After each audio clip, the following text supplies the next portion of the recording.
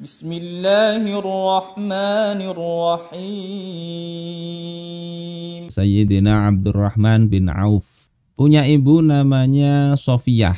Dalam riwayat yang lain namanya Sofa atau Syifa.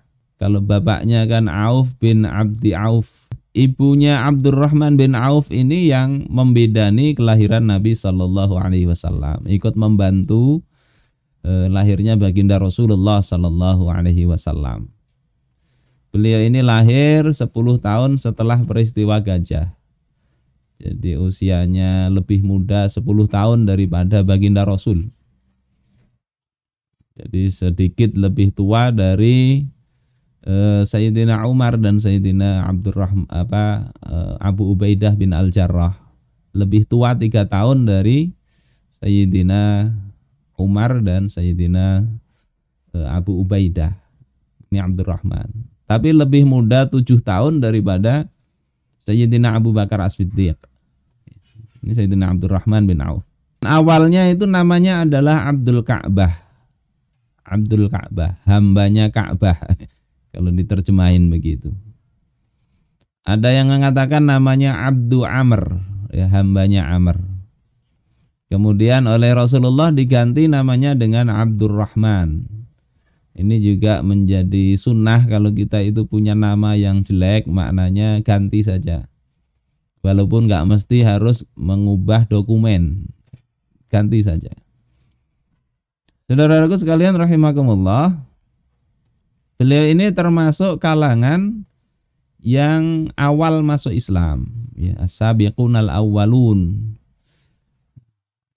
Kelompok-kelompok awal, generasi sahabat qudama, sahabat awal. Dan waktu jahiliyah beliau ini sudah menghindari khamr.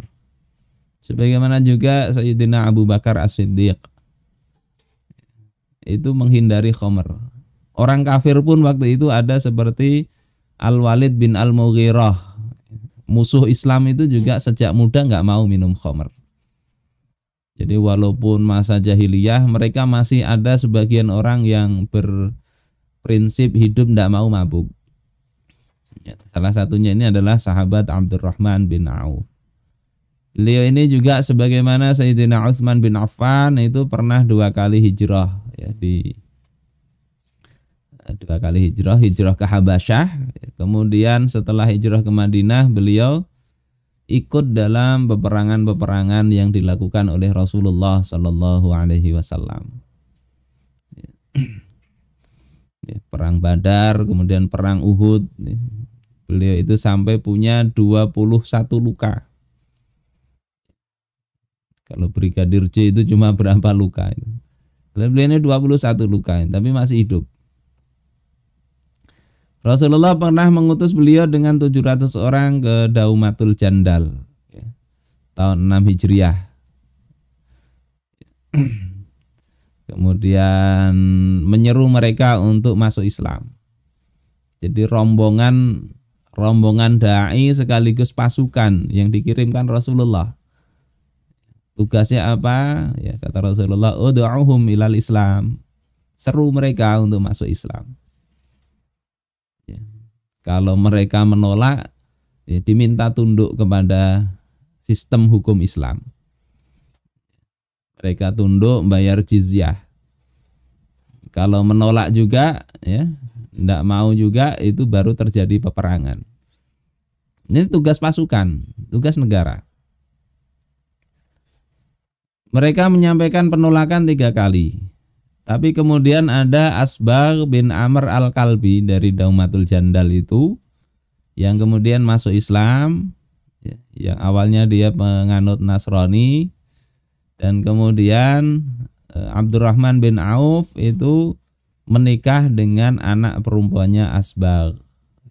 Jadi dakwah zaman dulu itu bisa lebih mudah juga ketika diikat dengan pernikahan.